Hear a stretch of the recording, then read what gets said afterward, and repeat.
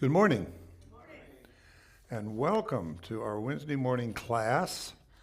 I'm glad to see people sitting in the seats. I wasn't sure if anybody would show up today, as we have a lot of ice still out there, but thank you for coming out, you that are here in person, and we want to welcome you that's also joining us online this morning, and you that will catch us later on Zoom.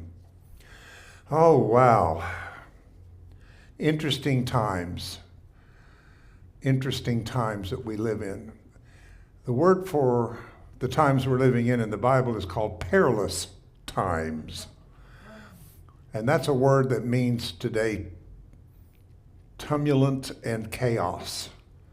So we live in tumult and chaos times that we're living in. When this time is viewed in the light of historical perspective, that means we're looking at it through the senses. What our eyes see, what our ears hear, and all of that. It is seen to kind of represent not only the death of the agonies of an old order, but at the same time, it is the birth pangs of a new epoch. Or epic, we would say. The purpose of what we call America going through what's called the dark night of the soul is to make us face the pathologies which had previously been hidden far deep into our unconscious. So in the Bible, it talks about judgment begins at the house of God. Now, I know we don't like the word judgment because we don't see God as a judge, but actually the word judgment here actually is a word that means looking at disorder and finding the order in it. So that is our position as so-called spiritual people, is to find the order in disorder, to find the order in chaos. I talked Sunday on America's first chakra, for you that was with us on Sunday. If not, I would really encourage you to look at last Sunday's message, that America is going through a time in which it is having to look at itself. And that's something we don't always want to do, is to look at ourself. And what we don't want to see, we tend to stuff and put aside into the unconscious part of ourselves. Now, when you do not deal, now this is individual too, if you do not individually deal with your pathologies and you begin to bring them more and more into the unconscious, that creates a field. And that field, according to the teachings of Edgar Cayce, is called the pain body. So your pain body is made up of all of the unconscious issues of your life stream that has not been balanced and brought into alignment with your true self. And what that means is it's like a kettle. You put the water on the stove and it doesn't do anything for a while, right? And then pretty soon around the edges, you begin to see these little bubbles. And then pretty soon the bubbles begin to grow out into the water, and the whole pot of water begins to boil. And then my pot at that point, if I don't take it off, will begin to make a sound and whistle and let me know that my water is hot and it's done. Well, that's what's happened to us. We've avoided the fact that we are under the heat, so to speak, of change and transformation, to the point that we've been able to ignore it. But then we begin to see those little bubbles around the water, and now the bubbles are coming into where we live today. And we're hearing the whistle. The whistle is the sound that you can't anymore hold on to what you've allowed, but now it's going to get your attention. And I think that the world is getting our attention, whether we want it or not. One of the things that disturbed me a little bit, I don't know if that's the right word, is that sometimes as spiritual people, we tend to use our spirituality as a place to hide from what's going on in the world. And I don't know that I agree with that anymore. I think that I've come to a place to realize that all of the spiritual work that we have done has brought us to a point where we can rise to the occasion of the world and not lose our power to the world and to lose our joy to the world. This is a great moment of testing for us. I know we'd like to move into the golden age. I know we'd love to go into the new earth and all of these wonderful things that we are promised. But you can't do that until you have gone through the initiation of it. I always use Yeshua or Jesus as my example. And the thing before he really moved into his ministry, which says he moved into a ministry of the Spirit without measure. Oh, I love that. Without measure. I mean the fullness. Heavens opened up to him, over him, and the Spirit came without measure upon him. But before that happened, the last step was he was led by the Spirit into the wilderness to be tried by everything that he had not dealt with in his life. And that's the thing about religion that bothered me about Jesus, is they believed that he was born the Son of God and he was all perfect and everything was great. No, he had a life story just like you did. He had parents, he had a culture, he had a race, he had a gender to deal with. He had all the things that you and I had to deal with, he had to deal with also. And some of those things wasn't dealt with by the time that he came to his moment that he was moving into his Christed self. And therefore, for that to be cleared, he had to be led into the wilderness to be dealt with by Satan. Now, Satan here means unresolved issues pressed into the unconscious part of ourselves. Right? So we've kind of been the frog in the water, and the heat's on. And it doesn't bother us for a while, but at a certain point, we begin to feel the heat of the water. We're feeling the heat today. We're feeling the heat.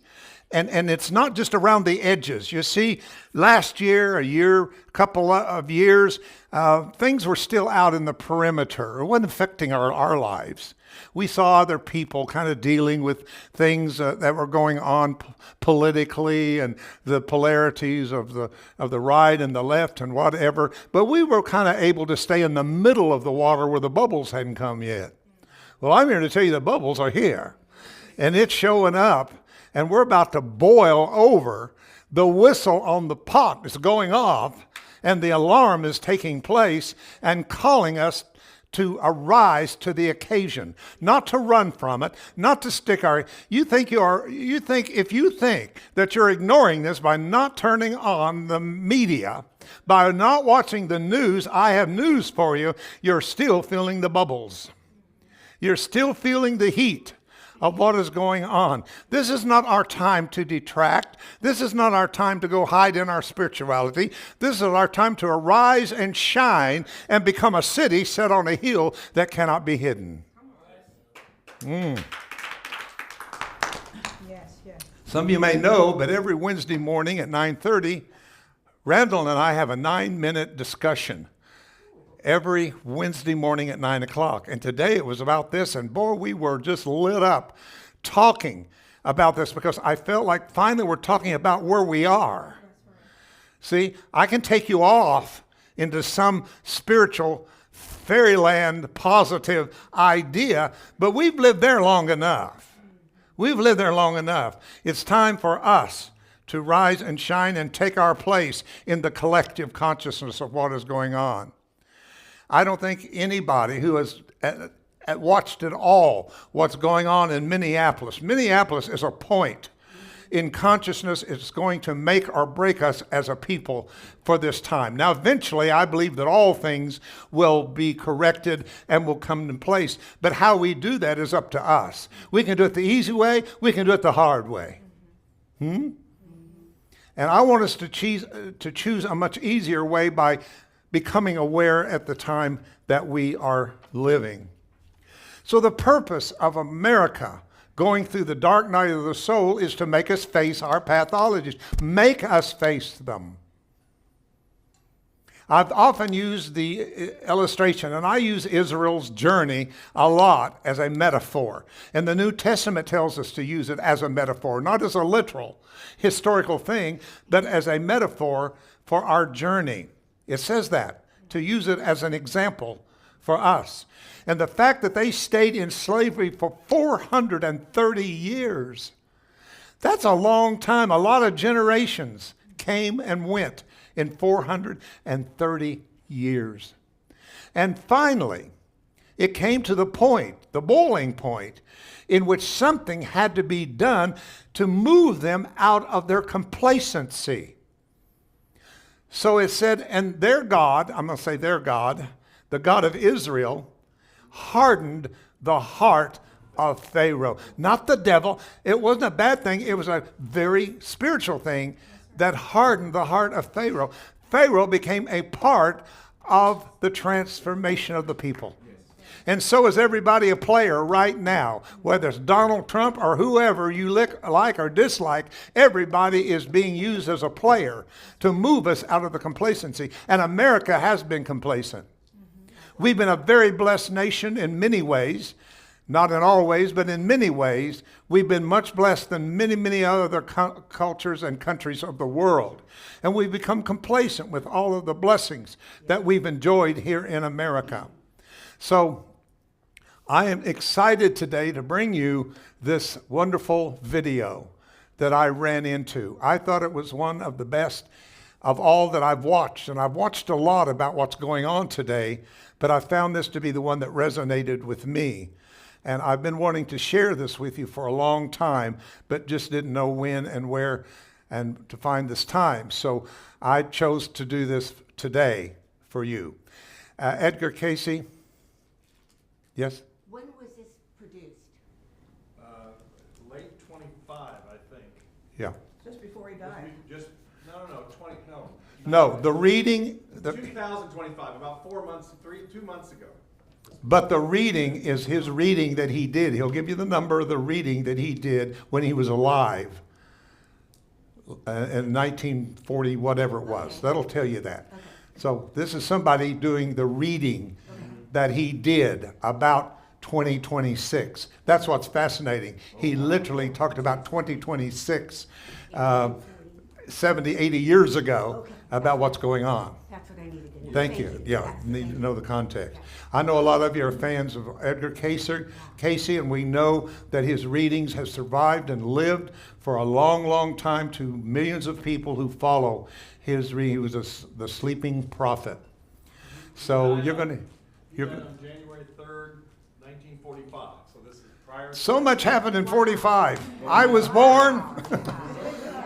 The Dogma Hammadi library was found, and all. Sorry? Which he predicted. Which he predicted. So anyway, I really think you're going to enjoy this. It's about a 30-minute tape, but I think you will find it interesting and not boring to listen to it. So, over the past 4 decades, we have become aware of the darkness we have had to face so that we can heal. That's why what I call so-called, and I put in quotes, healers. I'm very careful about the term healers because I think that those who are truly healers, don't you hear people do that all the time? Healers are really facilitators. There are those that are being called to use their gifts and techniques to awaken the healer in the people they're working with. They're not the healer. And if they say they are, then they're in ego. And healer becomes a label. And when you got labels, you always have the ego somewhere around because it survives its identity in labels. So I would not call myself a healer. I call myself a facilitator to awaken the healer that is in the people that came to me as a practitioner. Right? So I'm just leery of that idea of I'm the healer, you're sick, you're broken, and I can fix you. That is definitely 3D ego system. But in 5D, we're just the availability of the divine to move through us and to awaken the healer that's in the unconscious, the sleeping illusion of our own, of the consciousness of the person, that we can do that. So what an interesting time that we basically live in. If you've heard of Alvin Toffler, who is somebody that has made a great impression in more New Age, New Thought ideas, he says, we are the final judgment of an old civilization and the first generation of a new one. But who will stand in the gap? That's the greatest question. That's why it's up here. Always, whether you're seeing this or not on Sundays, unconsciously you're getting this through osmosis, spiritual osmosis into your consciousness, that when you come in here, you're coming into the gap. The gap isn't a clothing store anymore. It's called a community of HeartLight and other communities that I know that are out there where people walk in and they don't know, who are these people? What are they talking about? Because we're in the gap. That's right. We are the bridge over troubled waters. Let us be the bridge over troubled waters today and be in the gap. So this is an interesting time to be alive, and we need to know that. One more thing I wanted to give to you is in John 16, a woman, when she is in travail, hath sorrow, because her hour is come.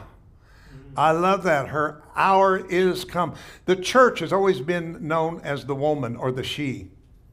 That's one thing, even though religion is very patriarchal and masculine and male run, they've always allowed the church to be the bride of Christ and to be the woman, whatever. So that was kind of a good thing that kind of slipped by them to keep the feminine somewhat awake in spite of themselves.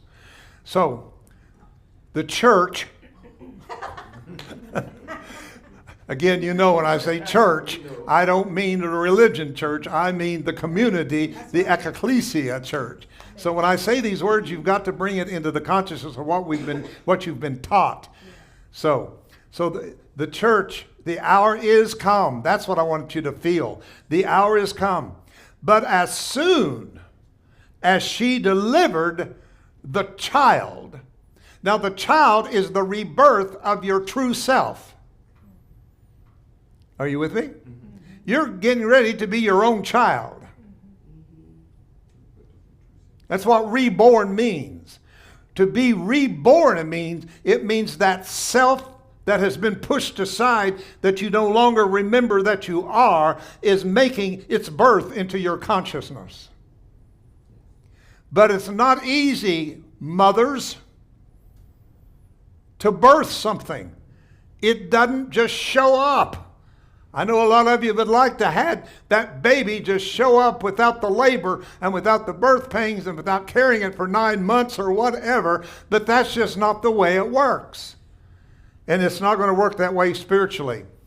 So soon as we get to this travail that we're in right now, and we finally delivered the child, get this, she remembereth no more the anguish. For joy that a child is born into the world, our joy cometh in the morning. That's what you want to keep your eye on. The joy that cometh in the morning. Not the travail that we're going through now, but what the birth is to bring forth to us. Joy cometh into the morning. So the children of Israel had to have someone say enough after 430 years. You've been coming down here. in the mud pits and putting straw in here to make bricks for Pharaoh long enough. This is not your destiny, Israel. You were not born for this. You've not arrived at your destiny at all. Therefore, I will cause something, someone, something to drive you out of your complacency. This is where we are today.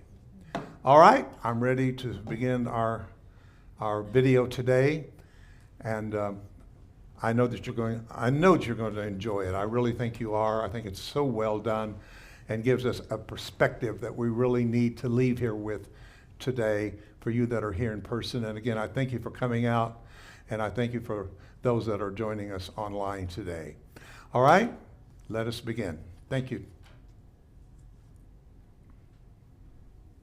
What if I told you that a man who died in 1945 predicted exactly what would happen to Donald Trump in 2026? And what if I told you that this prediction is so shocking, so specific, that it will change the way you see everything that's happening in America right now? Stay with me, because what you're about to hear will shake you to your core. Edgar Cayce. The name alone sends shivers down the spine of anyone who has studied prophecy. Known as the Sleeping Prophet, this unassuming man from Kentucky became one of the most documented psychics in history. But Cayce wasn't some carnival fortune teller. He was a devout Christian, a photographer, a Sunday school teacher. Yet when he entered his trance state, he accessed information that defied explanation. He predicted world wars, economic crashes, technological advances, and earth changes with an accuracy that still baffles researchers today. Between 1901 and 1944, Edgar Cayce gave over 14,000 readings while in a self-induced sleep state. These weren't vague predictions. They were detailed, specific, often medical in nature, and they were recorded by stenographers. The Association for Research and Enlightenment in Virginia Beach still houses these records. Scientists, doctors, and researchers have studied them for decades. And buried within these thousands of readings are prophecies about America's future that point directly to events happening right now. Now here's where it gets interesting. Cayce made specific predictions about a time he called the Great Change, a period when America would face its greatest test. He spoke of a leader who would emerge during a time of tremendous division, a figure who would polarize the nation like never before. He described economic upheaval, natural disasters, and a moment when the very soul of America would hang in the balance. Sound familiar? But Cayce went further. He didn't just predict general chaos. He outlined a specific sequence of events that would unfold in the mid-2020s. And when you line up his readings with current events, the parallels are absolutely chilling.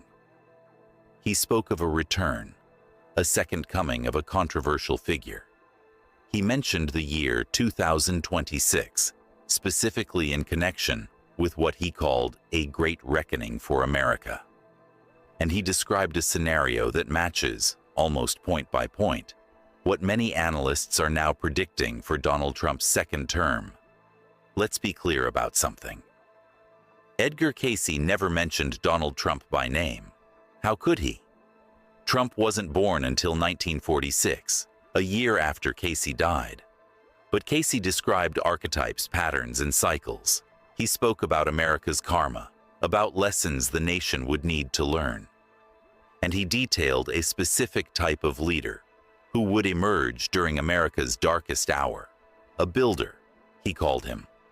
Someone connected to towers and gold. Someone who would promise to restore greatness, but who would face an unprecedented challenge in the process. The reading that catches everyone's attention is number 3976-26. In this reading from 1944, Cayce was asked about America's future. He spoke about upheavals that would come, about changes in the political system, about a time when Americans would question everything they once believed. He said that in the 2020s, there would be a shifting of the poles, and while many interpret this literally as geological pole shifts, Cayce researchers now believe he was also speaking metaphorically about political poles, about the extreme polarization that would tear at the fabric of American society. But here's the specific part that makes people's jaws drop. In this same reading, Cayce described a period around 2026 when a leader who had been celebrated and then rejected would face his ultimate test. He spoke of towers falling, not just physical towers, but towers of power, towers of influence. He described a scenario where this leader would be given a second chance, a return to position, but that this return would not bring the peace and prosperity the leader promised. Instead, it would trigger the very crisis it was meant to prevent. Think about Trump's history with towers. Trump Tower in New York. His entire brand built on the symbolism of reaching toward the sky, of gold-plated excess, of building monuments to success. Cayce's symbolism of towers and gold appearing in readings about America's future leader is impossible to ignore. But it goes deeper than symbolism. Cayce spoke about timing. He used astrological cycles in his readings, and he noted that certain planetary alignments would mark turning points for nations and leaders. Researchers have analyzed these cycles, and several major astrological events converge in 2026. Specifically, a rare alignment that Cayce associated with the fall of leaders who overreach. This alignment happens in late 2026, and according to Cayce's framework, it marks a point of no return. Now let's talk about what Cayce actually predicted would happen. According to his readings, this controversial leader would return to power, but his second period in office would be marked by three major crises that happen in rapid succession. First, an economic event that shakes global markets. Cayce described it as a crumbling of false foundations, a moment when systems built on debt and speculation would collapse. He said this would happen suddenly, catching everyone off guard, and that it would be triggered by something connected to international trade and alliances breaking down. Does this sound relevant right now? With Trump's promises to implement massive tariffs, to renegotiate international agreements, to shake up the global economic order? Cayce said the leader's own policies would inadvertently trigger the crisis he claimed he would prevent. And in 2026, according to the reading, this economic shockwave would hit with full force. The second crisis Cayce described was environmental. He spoke of natural disasters increasing in frequency and intensity during this period. Specifically, he mentioned the East Coast of America facing water-related catastrophes. Now, Cayce was famous for his predictions about Earth changes, and while some of his timelines have been debated, the pattern is undeniable. He said that human actions, particularly actions by leaders who ignore environmental warnings, would accelerate these natural responses. In 2026, he saw flooding, extreme weather, and what he called the sea, claiming what man had built. Think about Trump's environmental policies, his position on climate change, his focus on deregulation. Whether you agree with these policies or not, Cayce's reading suggests that in 2026, the consequences of ignoring environmental warnings would manifest in dramatic and undeniable ways, and he specifically connected this to the leadership in place at that time. But the third crisis is the most shocking. Cayce spoke of a constitutional crisis, a moment when the very foundations of American democracy would be questioned. He described a scenario where the leader would refuse to accept limitations on his power, where institutions would clash, and where the American people would be forced to choose between security and freedom. He used the phrase civil strife repeatedly in his readings about this period. Here's where it gets really unsettling. Cayce described a specific event that would serve as a trigger point. He called it the judgment of the builders, a moment when those who had built their fortunes and power on questionable foundations would face legal and public reckoning. Now, Trump has been facing legal challenges unlike any former president in history. Multiple indictments, civil cases, accusations that have divided the nation. Cayce's reading suggests that in 2026, these legal issues would reach a crescendo, a point where they could no longer be ignored or dismissed. According to the reading, this legal crisis would happen while the leader is in office, creating a situation never before seen in American history. Cayce described it as a test of the Republic, a moment when Americans would have to decide which principles they truly valued. He said the outcome would not be what anyone expected, that both sides would find themselves shocked by what unfolds. Now, I know what some of you are thinking. This sounds too specific. How could Cayce have known all this? And that's exactly the right question to ask. Skeptics have always questioned Cayce's methods and accuracy. But here's what makes Cayce different from other prophets and psychics. His track record is documented. His hits are undeniable. He predicted both world wars before they happened. He described the stock market crash of 1929 with eerie precision. He predicted the discovery of the Dead Sea Scrolls decades before they were found. He described medical treatments that didn't exist in his time, but have since been proven effective. The man had an accuracy rate that statistical analysis shows could not have been random chance. So when Cayce made specific predictions about America in the 2020s, researchers pay attention. But let's go deeper into what makes the 2026 prediction so specific. In reading 1602-3, given in 1938, Cayce was asked about the future of democracy.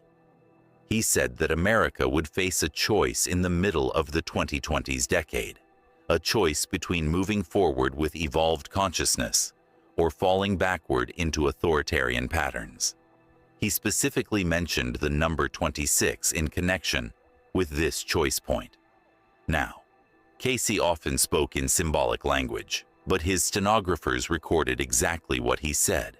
And the number 26 appears multiple times in readings about America's political future. What exactly did he see happening? According to the synthesis of multiple readings, Cayce described a scenario where the controversial leader would implement policies that initially appeared successful. There would be a brief period, perhaps the first year of the return, where supporters would feel vindicated. Economic numbers might look good. Certain promises might appear to be kept. But Cayce warned this was a false dawn, what he called the calm before the great storm. In 2026, according to these readings, three things would converge. The economic policies would begin to show their true cost. The international relationships that had been damaged would collapse entirely, leaving America isolated at a crucial moment. And the internal divisions would reach a breaking point, manifested in what Cayce described as unprecedented civil unrest. But here's what makes this prophecy truly shocking. Cayce didn't predict failure or success in the traditional sense. He predicted transformation through crisis. He said that what would appear to be disaster would actually be the necessary catalyst for America's evolution. He spoke of the old systems needing to die so that new ones could emerge. And he specifically said that the leader at the center of this storm was playing a role in a much larger cosmic drama, whether he knew it or not. Cayce described Trump, though not by name, as a disruptor whose purpose was to expose the cracks in the foundation. In this view, everything that happens in 2026, all the chaos and crisis, serves a higher purpose. It forces Americans to examine their values, to question their systems, to decide who they really want to be as a nation. Cayce said that by the end of 2026, America would not be the same country it was at the beginning of the year. The change would be that profound. Now let's talk about something that makes many people uncomfortable. Cayce also spoke about violence. In reading 3976-18, he described a period when the nation would come close to internal conflict, when armed factions would face each other, and when the military would be forced to make a choice about which side to support. He didn't describe this as inevitable, but as a very real possibility, depending on the choices leaders made. The trigger point, according to Cayce, would be a contested action by the leader, something seen by half the country as necessary, and by the other half as tyrannical. This action would happen in 2026, and it would push the nation to the brink. Cayce described troops in the streets of major cities, not due to foreign invasion, but due to internal breakdown. He saw this as a fork in the road moment, where America would either pull back from the edge or plunge into chaos. But here's what gives many Cayce researchers hope. In the same readings, where he describes these dark possibilities, Cayce also describes a path through. He speaks of a spiritual awakening that would emerge from the crisis, of people remembering what truly matters, of communities coming together across political divides. He says that the crisis of 2026 would ultimately serve to unite rather than divide, but only after things got much worse, before they got better. Cayce was specific about timing, within 2026. He mentioned the period between August and November as particularly critical. Now think about what happens in November of 2026. Midterm elections. According to Cayce's vision, these elections would be unlike any in American history. He described them as a referendum, not just on policies, but on the very nature of American governance. And he suggested that the results would shock everyone, that neither party would get what they expected. One of the most intriguing aspects of Cayce's predictions involves what he called the unexpected ally. He described a figure who would emerge during the crisis of 2026, someone from an unexpected place, who would offer a third path forward. This person wouldn't be a traditional politician. They would come from outside the system entirely. And according to Cayce, this figure would begin to unite people across the political spectrum by focusing on practical solutions rather than ideological battles. Could this be someone we already know? Could it be someone who hasn't emerged yet? Cayce didn't give a name, but he gave characteristics. A healer, he called them. Someone with a background in bringing people together. Someone who had stayed out of politics until the crisis forced them to step in. Researchers are watching to see who might fit this description as 2026 approaches. Let's address the elephant in the room. Can prophecy be changed? Cayce believed that the future wasn't fixed. He said repeatedly that predictions showed probable outcomes based on current trajectories, but that human free will could alter the course. He emphasized that the purpose of prophecy wasn't to predict inevitable doom, but to warn people so they could make different choices. So, if Cayce's 2026 predictions are accurate based on current trends, does that mean they must happen? According to Cayce's own philosophy, no. If enough people become aware, if enough leaders make different choices, if enough consciousness shifts, the timeline can change. But he also warned that the closer we get to a predicted event without changing course, the more difficult it becomes to alter the outcome. We're now in 2025, heading rapidly towards that crucial year. The pieces Cayce described are falling into place. The controversial leader has returned. The divisions are deeper than ever.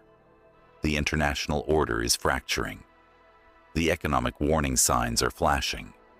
All the ingredients for Cayce's predicted crisis are present. The question is whether we're locked into this timeline, or whether awareness itself can shift what comes next. Some researchers believe Cayce's prophecies are designed to be self-preventing. By revealing what could happen, they inspire people to act differently. In this view, the very fact that we're talking about the 2026 predictions might be what's needed to avoid the worst outcomes. Others believe that certain events are fixed points, that the crisis must happen because the lessons must be learned. Here's something most people don't know. Cayce gave additional readings specifically about prayers and group consciousness affecting outcomes. He said that focused intention by groups of people could literally shift timelines. He described it as quantum in nature, though he didn't use that term. The more people hold a vision of a different outcome, the more that outcome becomes probable rather than just possible. This brings us to another shocking element of Cayce's prediction.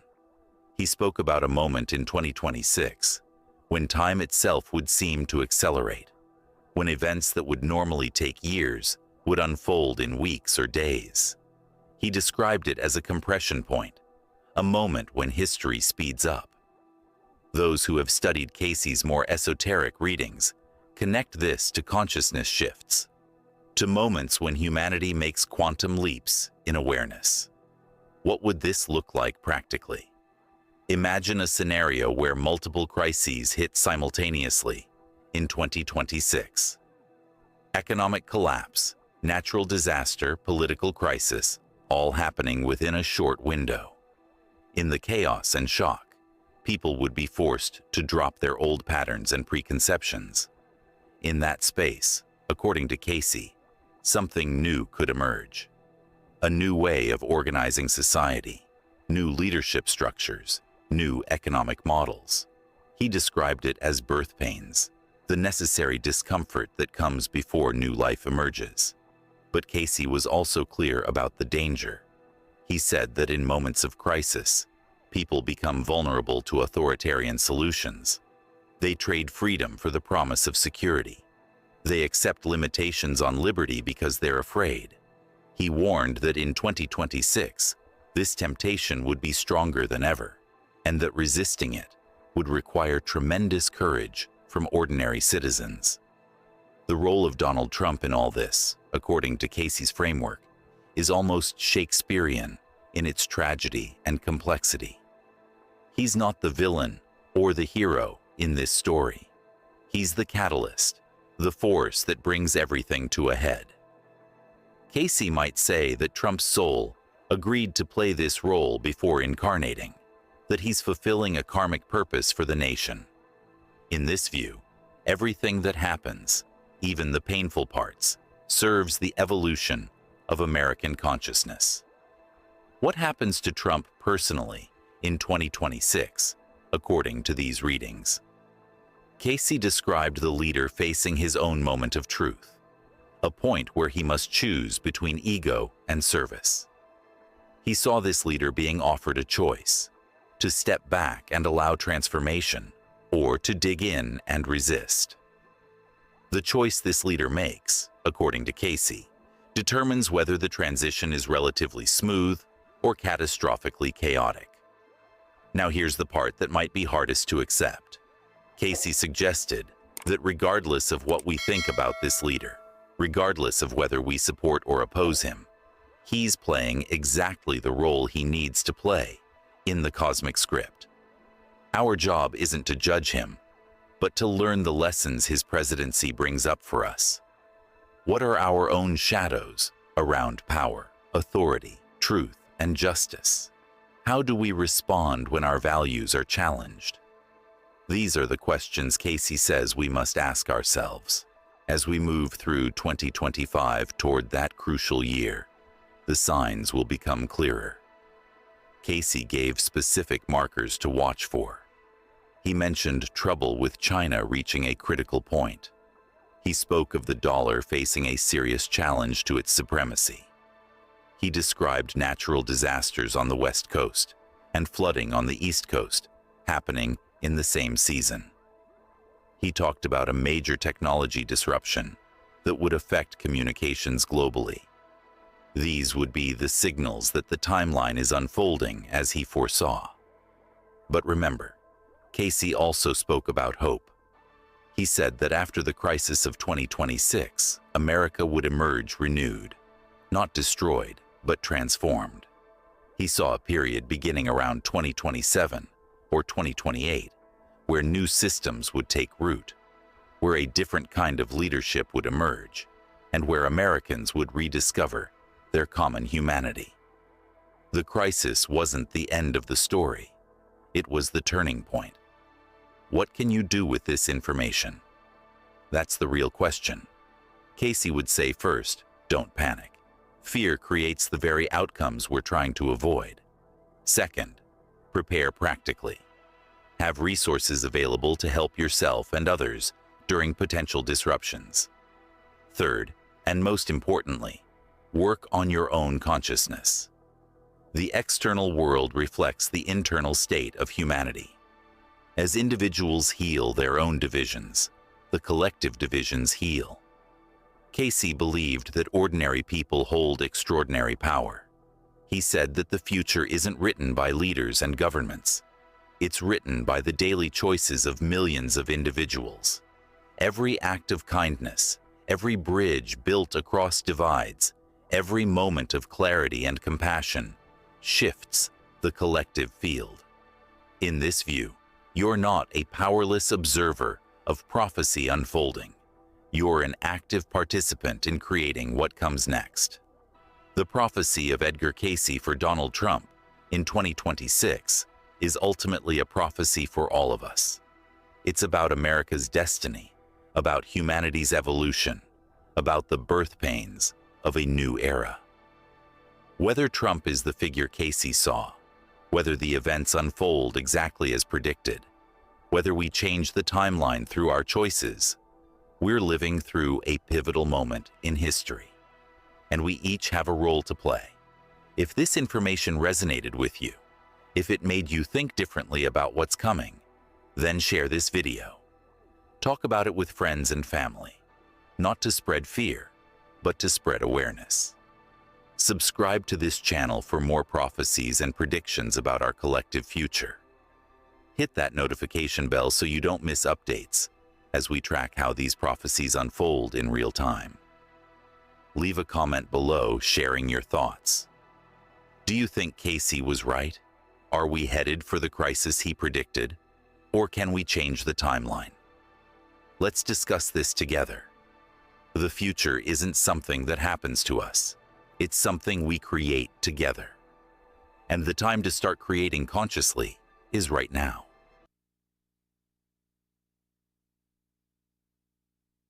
Yes. Wow. It is wow. Wow. Wow. And this was in 2025, so we're living 2026. Yeah. Is your mic off? I don't know. I can hear you I well. didn't turn it off.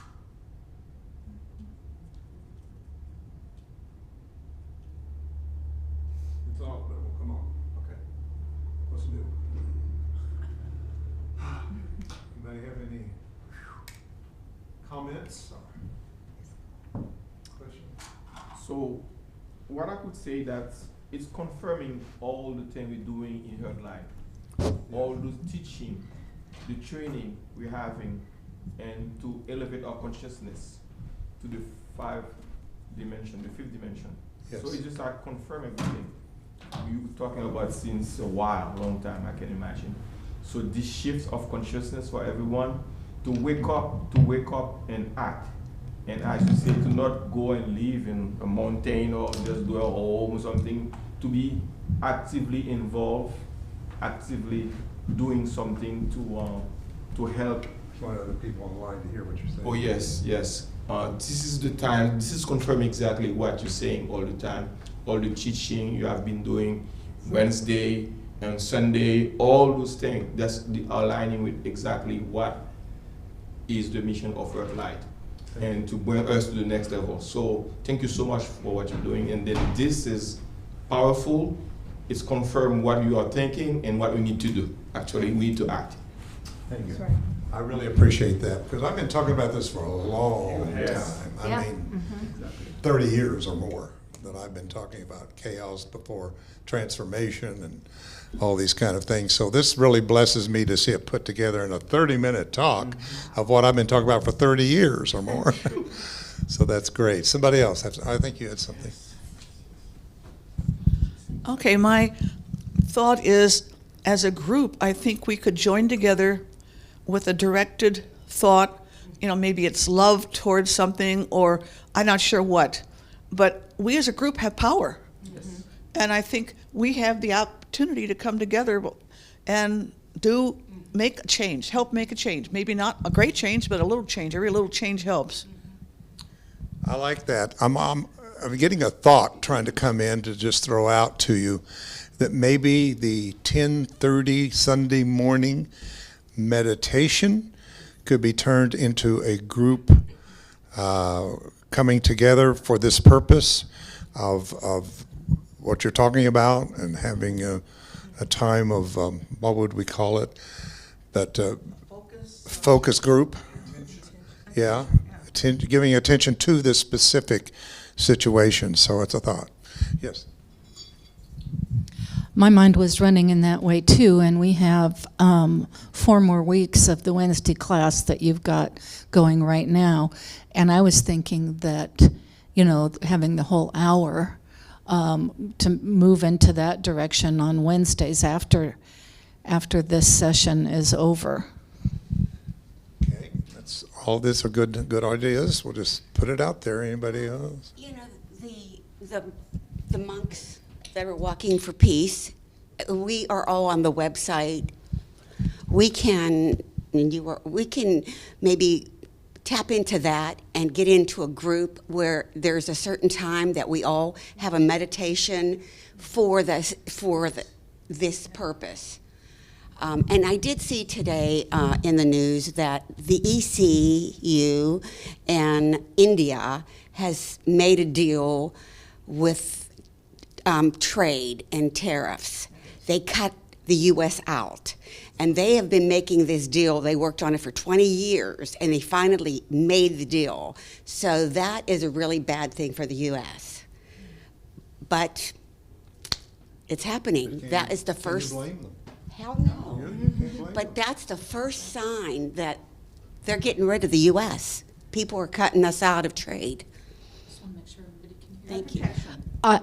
We have our Silva, and we have and we do that every other month, and that is a meditation we can use in that purpose. But then we also have the off month that on the second Sunday after service that could become a time where we used to do messages that we aren't doing anymore. So what I'm hearing is we need to use the times that we have, especially through 2026. Yeah. This pivotal point, I like that point, of really being participants. You know, I saw on somebody's shirt that said, democracy is not a spectator sport. That's not So- a given. So that's what we can do. Hello. I'm just wondering, can't you show this on Sunday to get it to the wider? I mean, I know people should be here on Wednesday, but they're not. And there are a lot of people that are here on Sunday that need to hear this, not only in person, but online, to actually be able to join into that collective consciousness. Because if they're unaware, then they, making them aware of what, I mean, they may not even believe in Edgar Cayce's predictions, but ultimately they can't deny that what the man predicted and has been documented over decades that has occurred, these things are they're not coincidental. I think it's a great idea, and I'm more than glad to take a Sunday off, so to speak, and show the video would be a great thing to do. So I'm more than willing to do that, to get it out. Actually, this is a great lead-in to my New Earth workshop that I'm hosting on Saturday, February 7th, the Saturday after this one. We're going to be meeting together as a workshop to talk about how we can manifest a better future for our world, how we can pray for our world leaders and our politics, how we can take action in our own community, and any other way that we can use our actual selves to make a difference in the world.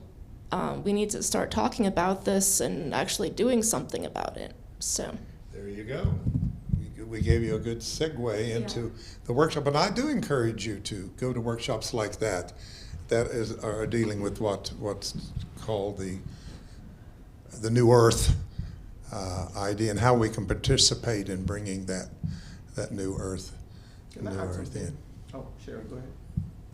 Yes, Reverend. I guess it was a common idea because I'm sitting here and we've talked about bringing the two communities together on occasion, and definitely we would love to all participate and know that together, you know, we're a dynamic force. Yeah. I'd love to do that. And then also when you had mentioned about the India and I always challenge my children and others to say, okay, how can we use this as an opportunity for us to shift? Even when I put it into ChatGPT, I was like, how can we use this as the opportunity instead of looking at, you know, it's bad, it's for our demise. It is an opportunity in there at some point, so we have to seize that. It's all in the how. Thank you so much, Sherry. So I was about to say that a little bit. So to be very clear, we got together. It's not for some meditation. We need something dynamic. I will call that walk of light. It's not meditation. That's something dynamic. We have a lot of techniques we do, not just like sitting, just like doing nothing, but very specific. Being so-called, you have very specific technique for that. We call that walk of light, not meditation. That's go beyond. That's something very dynamic where really we manifest. So that's what we need to do. Okay, come together, and we have those techniques. They are there. So it's time to act and put them in action. Okay, so, and you say the key, all together, when you form a circle, we have so much energy we can project and manifest. So that's what we need to get right now, not just sitting and just like, no, That's right. no, No, we need to no. act. Not the time to sit back. And No. I think meditation has served its purpose Yes, that- in next 3D, level. but I'm not Next sure it's the same thing in 5D Yes, to meditate as we have done. and we have those techniques. So this is part of our transition here to a 5D community in that way, yes. And this is a little bit off, but I think it'll be helpful. I think it was Susan who was talking about there's going to be a huge increase in food prices, and people need to start growing food for themselves. Maybe we can do this for our community and for others. Create some gardens with vegetables. Well, we got one right out there.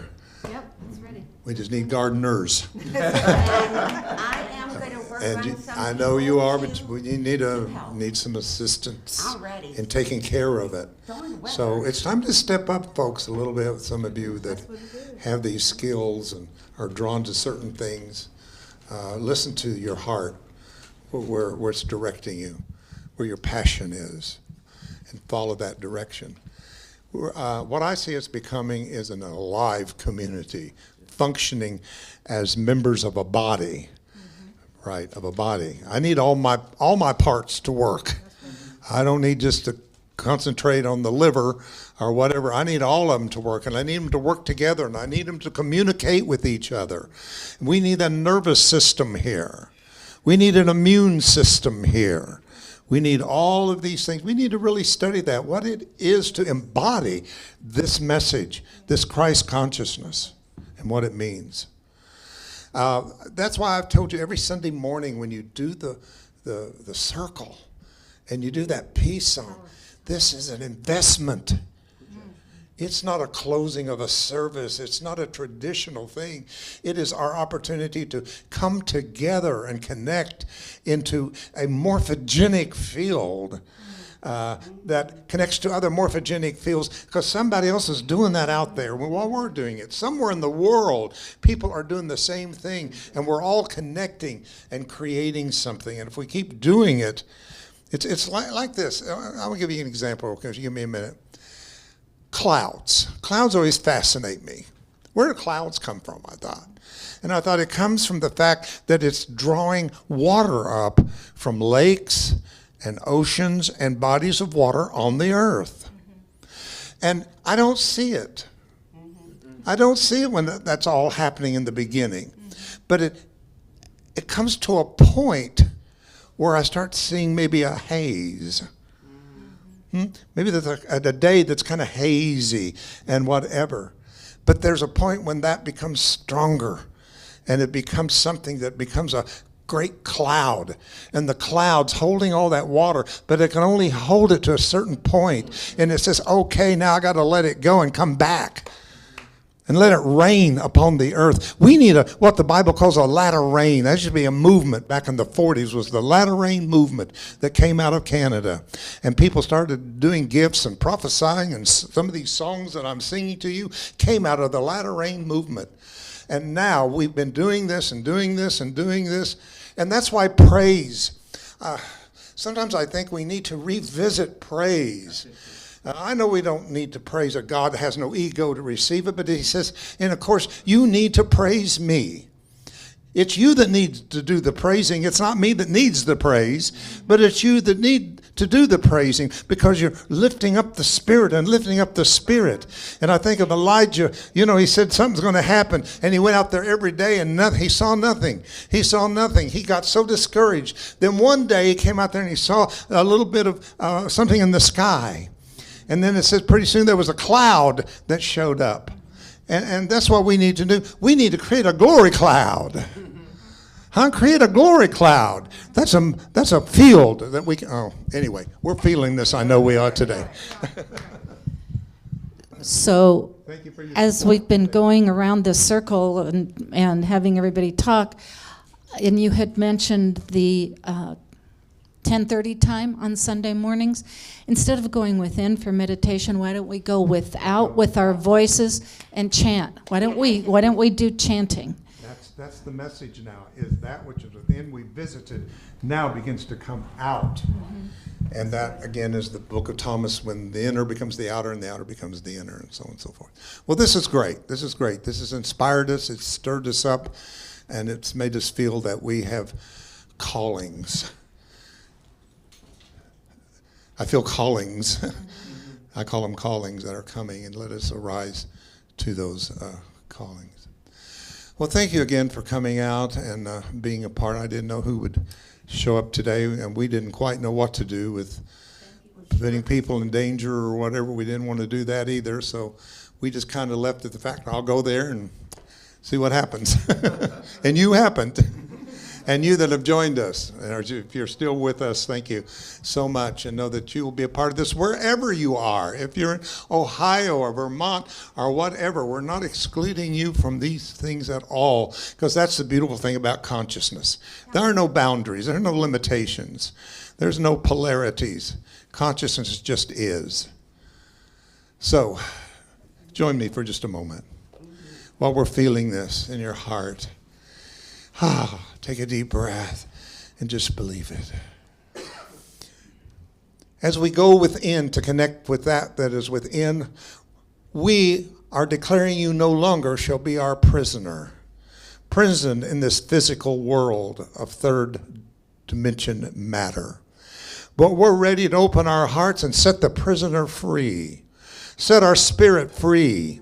Set our soul free. Set our intentions free, all of the inner work that we have done. We're ready to release the kingdom of heaven in us. It's not the message that serves us in 5D, that it's in us. Now it must become that which extends out of us and begins to be the building bricks of a new earth. That's what the new earth is going to be, the building bricks of those ideas and revelations and knowledge that we have accumulated from inside ourselves. We are your builders. We step as the builders, not the builders of the towers of this world, but of the kingdom of heaven on earth, the new earth. Oh, thank you, God. Thank you, God, for this feeling that we're feeling right now. Thank you for this renewing of our soul and of our spirits today. Thank you for this new hope that we're feeling right now, and realizing that we don't have to fear by appearance of what's going on, but we pierce through the illusion into the love that you have for us to grow and evolve and to become more and more of who we are, the better version of ourselves. We ask this in gratitude and praise and thanksgiving to the nature of the living Christ, who is the true name of the I Am that dwells within us. And we say with the I am too, that the I Am is the I Am, and so it is.